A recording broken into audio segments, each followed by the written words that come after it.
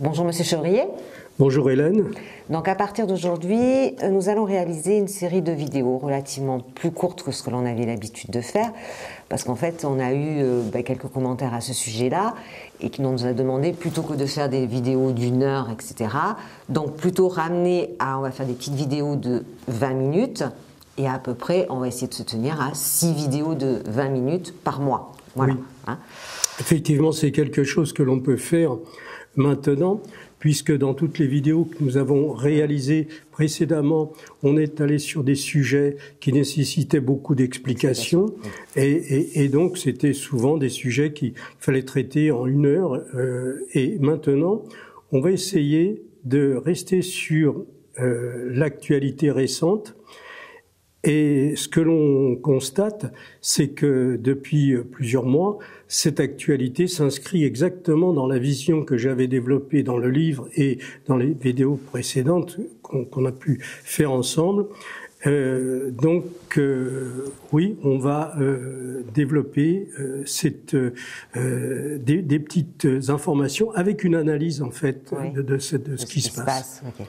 Oui, c'est très impressionnant parce que tout ce que vous aviez écrit donc en 2021, en fait, on arrive à ce que les faits soient avérés en fait, et toutes vos hypothèses. Oui. Sur les deux places, c'est-à-dire l'Ukraine, et puis bien sûr Israël, où là vraiment ça va presque au-delà de ce qu'on pouvait imaginer. Alors on va commencer aujourd'hui par l'Ukraine, et puis dans 2 jours on fera une petite vidéo sur Israël. Alors là je vais vous donner souvent des informations qui sont issus de sources américaines, souvent des anciens officiers, comme j'ai expliqué, soit de la CIA, soit des militaires, et qui ont évidemment des contacts et qui peuvent nous fournir des informations. Alors, selon Larry Johnson, ancien officier de la CIA, début août, à Odessa, 18 militaires anglais ont été tués et 25 gravement blessés dans un bâtiment où étaient stockés des missiles, et de nombreux militaires de l'armée française ont également été tués. Ce n'étaient pas des mercenaires, mais des militaires français portant l'uniforme de l'armée française. Donc ça, aucun grand média ne nous en a parlé. Voilà, ça s'est passé à Odessa. Alors, voilà la première... Oui, parce que les grandes chaînes parlent surtout de Kiev, etc. Odessa, on en parle beaucoup moins. Voilà. Alors, sur d'autres informations que j'ai pu obtenir, pendant le mois de juin et juillet, 110 000 soldats et officiers ukrainiens ont été mis hors de combat, soit un peu plus de 50 000 par mois, environ 2 000 par jour selon les jours. L'Ukraine arrive actuellement à recruter 1000 soldats par mois. Donc il y a un déficit de 1000 par mois. Ça, c'est ce qui se passe, évidemment. Ça n'est pas sur LCI que vous allez avoir ces informations. Et alors, ce qui s'est passé au mois d'août, là, on va en parler, c'est quelque chose de très, très important. Donc voilà, la situation s'aggrave en Ukraine. C'est normal puisque, vous savez, pendant la première année, ils avaient une armée très bien formée, équipée, etc. Et au fur et à mesure des pertes, eh bien, on se retrouve avec des militaires qui sont formés en quelques semaines et qui n'ont pas la compétence qu'ils pouvaient avoir il y a 2 ans. Voilà. C'est très intéressant parce que c'est pas du tout le reflet des grandes chaînes d'information. Ils disent ça y est, l'Ukraine remonte, etc. En fait, ils reprennent le dessus sur la Russie. Non, la réalité, elle est autre, quoi. Elle est vraiment autre. Après, on est à même de se poser la question de dire, bah oui, enfin, s'il y a autant de morts à un moment, ils n'ont plus de capacité, ils vont plus avoir de capacité à combattre. Ouais. Donc, effectivement, votre première analyse et enfin, vous disiez oui, quand ils vont arriver à Odessa, là, ça va être. Et là, en fait, on y est. Alors, on va y être. On va y être vraisemblablement aux alentours du mois de novembre. Et alors, il y a eu une opération de diversion. Mais avant, je vais passer à une autre nouvelle, c'est le numéro 3. Les services de renseignement russes ont révélé que les services américains ont préparé un attentat identique à celui qui a coûté la vie à Ismaël Haniyeh, en envoyant un drone guidé par satellite pour assassiner le président Poutine pendant la cérémonie de Saint-Pétersbourg. C'est un incident qui a été... Donc, ils ont eu suffisamment d'informations pour déjouer cet attentat, qui était préparé par les USA, enfin par les États-Unis, pour assassiner Poutine et essayer de déséquilibrer. Bien sûr. Alors, ils sont devenus véritablement des spécialistes, puisqu'on voit que maintenant, puisqu'ils sont toujours en collaboration avec Israël, tous les assassinats que Israël a fait récemment, les chefs du Hezbollah, le chef politique du Hamas, l'ambassade, etc. Donc maintenant, c'est dans leur méthode, on peut dire habituelle. Ils détectent par satellite, ils ont la reconnaissance vocale, ils ont la reconnaissance faciale, ils suivent quelqu'un même avec des systèmes d'écoute, et puis ils envoient un missile vraiment avec une très grande précision sur une place où il peut y avoir 50 personnes, ils vont tuer 2 personnes ou 15, voilà. Donc ça, c'était la troisième. Et puis alors, on va parler maintenant de l'invasion du territoire russe. Alors, selon moi, l'invasion du territoire russe avait pour objectif de prendre possession de la centrale nucléaire de Koursk. Vous savez qu'à Koursk, il y a une centrale nucléaire qui produit de l'électricité. Il y a 2 énormes cheminées. Et donc, le but était d'atteindre cette centrale, d'en prendre possession et ensuite de pouvoir négocier éventuellement un échange avec Zaporijjia, qui est sous le contrôle des Russes dans l'ancien territoire d'Ukraine, puisque, si vous voulez, maintenant toute cette région est passée en principe russe.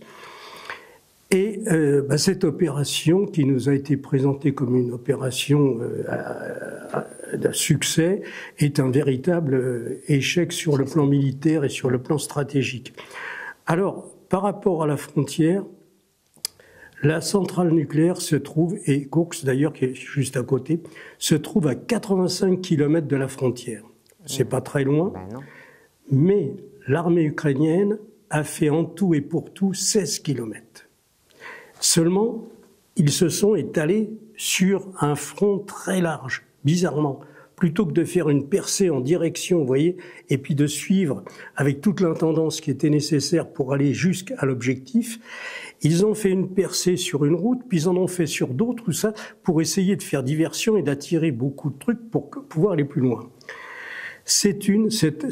Alors, pour préparer cette opération, ils ont utilisé les matériels les plus récents et les meilleures troupes qu'ils avaient, qu'ils pouvaient récupérer un peu partout.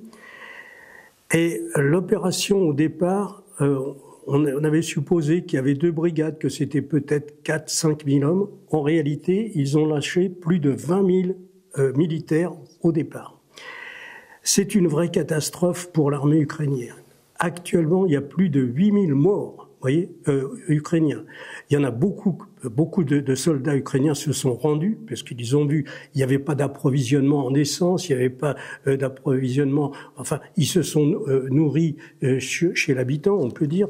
Donc c'était un truc un peu. Mais ils ont continué à renforcer ce dispositif en envoyant d'autres troupes. Alors, comme ils ont été stoppés par l'armée russe, puisque il faut bien comprendre que dans les combats, dans la guerre, on peut dire depuis la Seconde Guerre mondiale, ce qui fait la différence, c'est la maîtrise du ciel.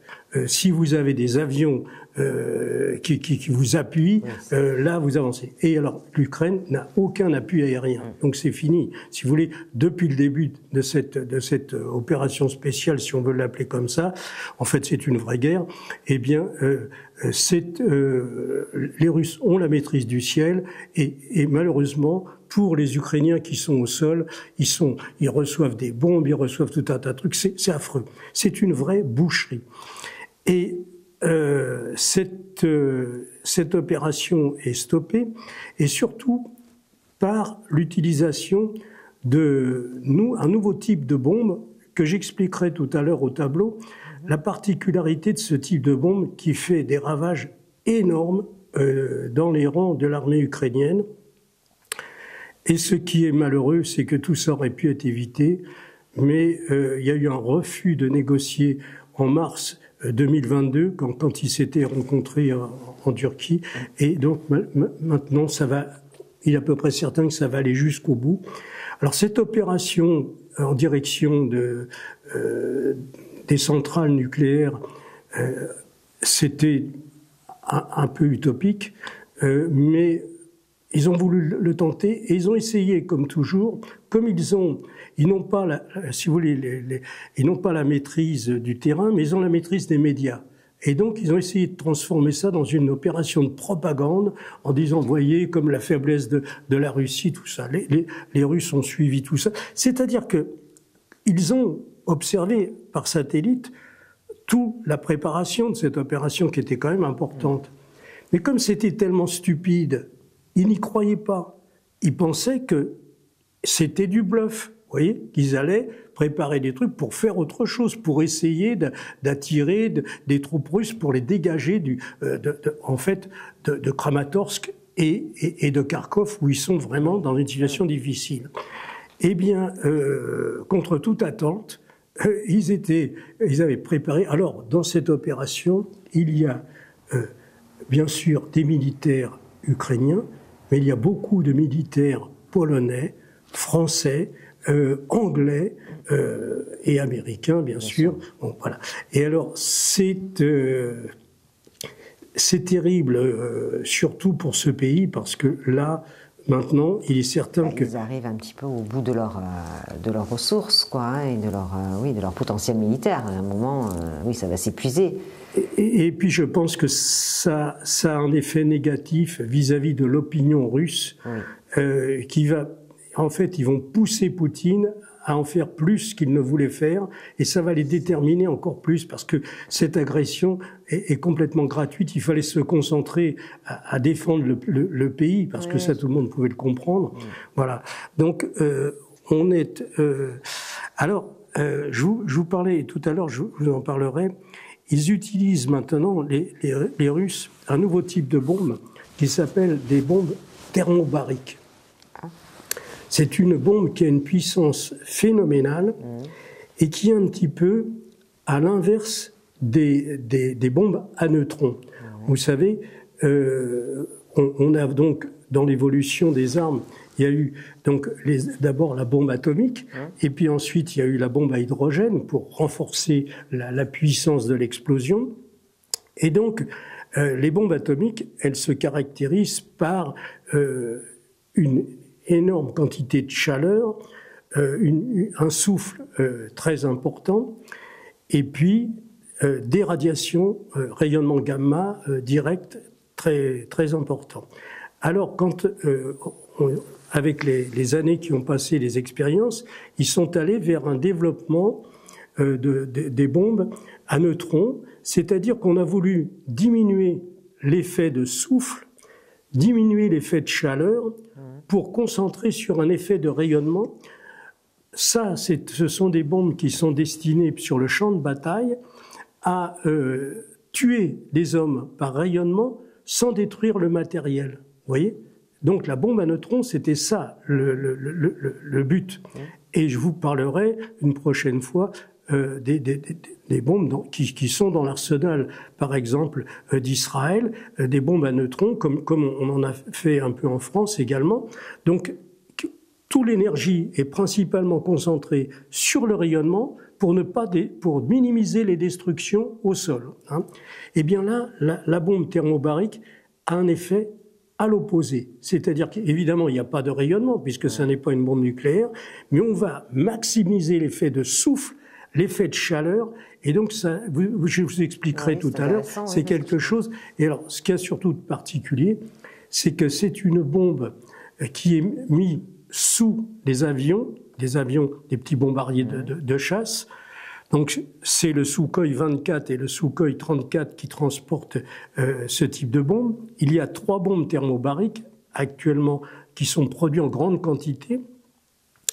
Il y a donc la Fab 500, la Fab 1500 qui fait 1500 kg et la Fab 3000 qui est tout à fait récente, là, une bombe qui fait donc 3 tonnes. D'une puissance vous verrez les chiffres que je vais vous indiquer, c'est incroyable. Et alors la particularité de cette bombe, c'est que c'est une bombe planante. Vous voyez ? Donc elle est transportée sous l'avion sous la forme d'une bombe. Elle va évidemment à la vitesse de l'avion. Si l'avion vole à 800 km/h, eh ben elle est sous l'avion à 800 km/h. S'il va à 950, elle va à 950. Et au moment où l'avion la largue, il largue la bombe à 25 ou 35 km de la cible. La bombe tombe dessous l'avion et puis elle ouvre ses ailes. Elle a 2 ailes, vous voyez, de planeur. C'est une bombe planante. Elle se retourne parce que les ailes sont dessous et donc il faut qu'elle se place au-dessus. Et à ce moment-là, cette bombe qui est dirigée par satellite comme un système GPS, avec ses ailerons sans moteur ni rien, va faire 30 ou 40 km pour arriver précisément sur la cible qui a été répertoriée et cartographiée comme on met, si vous voulez, la destination dans une voiture avec un GPS. Et donc, c'est une bombe pour détruire de très gros immeubles où il y a des gens qui sont cachés à l'intérieur. Et alors, la puissance est phénoménale. Donc là, en Russie, ils en utilisent pas mal, mais déjà, dans le Donbass, ils en ont utilisé beaucoup. À chaque fois qu'il y a des troupes qui trouvent refuge dans un immeuble où il y a des murs épais et tout ça, ils envoient ce type de bombe. Et alors l'avion ne prend aucun risque puisqu'il se met dans la direction de la cible et puis il lâche sa bombe et il fait demi-tour. Et donc lui, il n'est pas concerné par la CIA et par la DCA et tout ça. C'est vraiment impressionnant. On en parlera tout à l'heure. Okay. Alors, en 6e position, un lanceur de missiles Crotal fourni par la France en Ukraine d'une valeur de 8 millions d'euros a été détruit le 22 août par un drone russe dont le prix est de 60 000 roubles, c'est-à-dire 20 000 euros. Alors vous savez que dans le livre, j'ai commencé par expliquer l'évolution technologique de tout cette rupture en quelque sorte technologique par l'apport de tous ces missiles et tous ces drones, et que l'on était maintenant à un moment de bascule, puisqu'un simple drone qui vaut 2 000 euros peut détruire un char qui vaut 500 000 euros, etc. Et donc là, vous voyez, c'est l'exemple typique. Alors, puisqu'on était sur ce sujet de la bombe thermobarique, je vais aller sur le tableau pour vous faire voir un petit peu l'explication. Voilà. Alors, la mise au point par les Russes de la bombe thermobarique, guidée par satellite, je vous l'ai expliqué, il y a 3 modèles de bombes.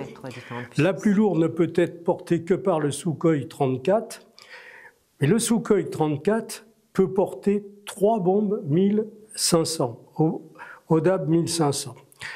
Alors, on va prendre le 1500 qui est la plus utilisée actuellement. C'est une bombe qui mesure 4,50 m de long, 58 cm de diamètre et pèse 1500 kg. La puissance de l'explosion correspond à 44 tonnes de TNT. Vous voyez, une bombe qui fait 1500 kg a une puissance, c'est comme si on aviez 2 semi-remorques de TNT. Chose phénoménale. Alors, lors de l'explosion, c'est une explosion qui se déroule en 2 temps. Il y a d'abord une première explosion qui permet d'aspirer tout l'oxygène qu'il y a dans l'espace autour. Et au moment où cet oxygène arrive, il y a une deuxième explosion qui se déclenche, et là qui est phénoménale, avec un dégagement de chaleur de 5000 degrés. Et donc, tout ce qui est dans un rayon de 100 mètres est brûlé. Et alors, la surpression est phénoménale puisqu'elle est de 120 atmosphères, ATM, vous voyez. La force de pénétration, c'est quelque chose de très impressionnant. Ces bombes, ils ont mis un embout qui est en acier, c'est probablement d'ailleurs du titane, métal très très dur, qui permet, avec la vitesse à laquelle il arrive, par exemple, j'ai pris une vitesse basse puisque c'est une bombe qui plane, alors elle conserve, quand elle est larguée par exemple à 8000 mètres d'altitude, elle va conserver sa vitesse en descendant. Vous voyez, elle plane, mais si elle planait à l'horizontale, elle perdrait très vite sa vitesse. Et bien là, elle prend un angle, par exemple, de 20%, et là, c'est comme si vous étiez en descente, elle va vers l'objectif, elle conserve sa vitesse. Donc 800 km/h, ça fait 220 mètres secondes. Une bombe qui fait 1,5 tonne, on la divise par 2, c'est 1,5 de MV2. Et donc, pour connaître la puissance au choc, et donc cette bombe qui fait 1,5 tonne, avec la vitesse de 220 mètres secondes, elle va aboutir à une puissance d'impact de 36 000 tonnes. Vous imaginez, c'est un morceau d'acier qui arrive avec une poussée de 36 000 tonnes. Donc, s'il y a une poutre en béton armé dans l'immeuble, elle coupe la poutre en deux, elle rentre à l'intérieur de l'immeuble et elle explose. Voilà. Donc ça, ce type... Et alors, ce qu'il y a de très intéressant pour les Russes, c'est que c'est une bombe très bon marché. Parce qu'on est en même temps dans l'efficacité militaire, mais également... Pour produire en quantité, il faut que ça coûte pas cher. Et donc, voilà une bombe qui à l'origine, est une bombe classique. Eh bien, on la guide.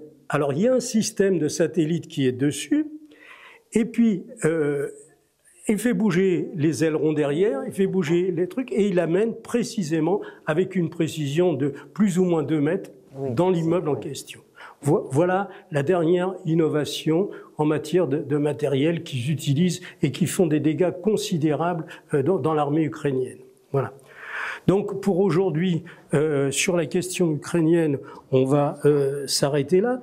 Oui, on va faire au fil de l'actualité, mais bon, on se rapproche quand même de votre hypothèse d'une probable guerre peut-être en hiver, quoi, en fait. Parce que là, tous les faits laissent à penser que, bon, à un moment,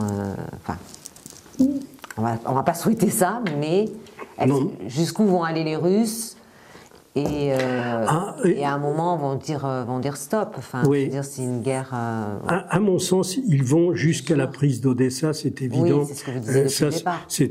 C'est une ville d'origine russe et qui est c'est vraiment. Puis alors c'est le joyau de l'Ukraine. Une fois qu'ils n'ont plus Odessa, l'Ukraine c'est fini. Ils n'ont plus d'accès à la mer. C'est un pays.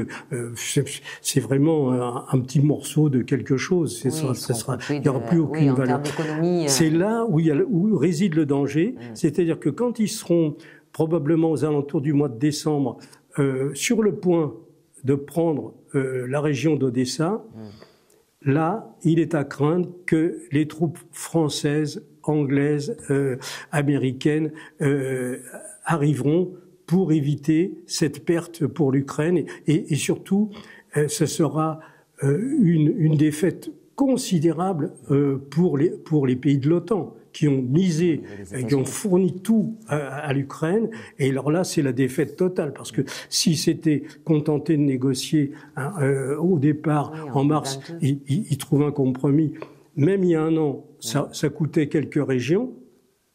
Là, quand ils vont perdre Odessa, il risque d'y avoir une réaction des forces et c'est là où nous risquerons un conflit nucléaire. Vous voyez pas, tant que les choses avancent toutes seules, ça va. Alors, en restant peut-être optimiste, peut-être qu'on n'arrivera pas à un conflit nucléaire et que peut-être ces bombes thermobariques vont être encore de plus en plus utilisés et qui vont arriver à cibler tout ce qu'ils veulent et détruire en fait, je ne sais pas, peut-être...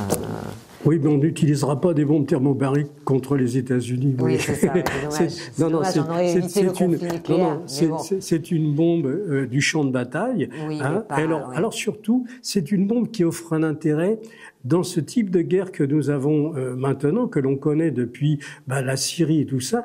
C'est des batailles qui se déroulent dans des villes. Oui, et donc les soldats, les tireurs d'élite, etc., se cachent à l'intérieur des immeubles, se cachent dans des anciennes écoles ou des fois même dans des écoles en activité. Et tout ça fait que ça n'est plus la guerre sur un champ de bataille à découvert ou avec des tranchées ou dans la forêt. Non, il y a des immeubles et à l'intérieur, vous avez 5 ou 7 étages. Les gens peuvent être cachés n'importe où. Il faut cibler l'immeuble et même s'il y a des gens qui sont 3 cloisons derrière, la puissance 120 atmosphères, imaginez, c'est comme si vous vous retrouvez à 1200 mètres de profondeur dans l'océan. C'est la pression qu'il y a à 1200 mètres de profondeur dans l'océan. C'est quelque chose de phénoménal. Alors bien sûr, c'est tout près de l'explosion. À 50 mètres, vous n'avez plus que la moitié, etc. Ça perd très vite. Mais dans un rayon de 200 mètres, tous les êtres vivants ont les organes éclatés. Vous voyez, c'est ça le but. C'est-à-dire que là, on retrouve des gens qui sont comprimés d'un seul coup. C'est fini. Le gars, il est à 200 mètres, même s'il est dans la rue, c'est fini. Voilà. Bon, écoutez, une prochaine fois, on va faire au fil de l'actualité, je pense, c'est ça qui est... Oui. Voilà. Merci encore, c'est très intéressant, parce que toutes ces informations ne sont pas forcément diffusées de façon large et à tout public, donc c'est bien d'ouvrir un petit peu les... Voilà, on va essayer de diffuser des informations qui ne sont pas communiquées par les grands médias, en fait. Voilà.